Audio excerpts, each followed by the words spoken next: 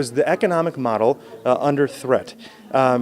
Technology, by some viewpoints, are taking our jobs. Yeah. How are we to respond to this?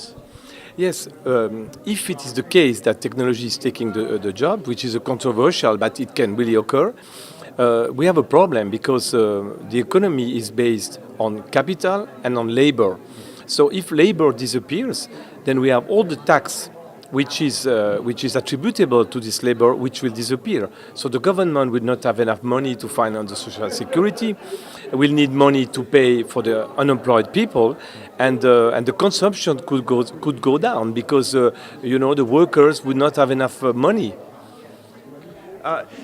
There was a question on timing. We know what the jobs are today. They're clearly defined. Entrepreneurs, disruptors, if you will, can go after them and disrupt them because they have a defined entity to go after. We don't know what the jobs of tomorrow will be. How do you retrain a workforce that doesn't know what they need to become? How do we deal with the issue of timing for the labor force? Exactly. We need to modify also our education system and to focus on some specific skills that can help people to adapt more easily. I think the students should be aware of being much more flexible. Maybe they will do something different in 5 years, in 10 years. We need to adjust over time, and also we should promote, I think, what we call continuous education. It's not enough you go to the university, you have your diploma, but it may be just the beginning. You will have to be trained maybe all over your life, and it is a good news in a way. Excellent.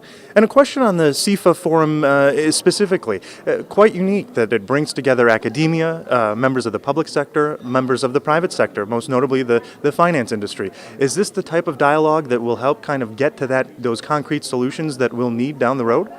Yes, I think so, and I was very impressed by the dialogue we had about robots because eventually we started to talk about creating a human, or not a human, but a legal personality, so a new person, and then which right could we grant to this new kind of person?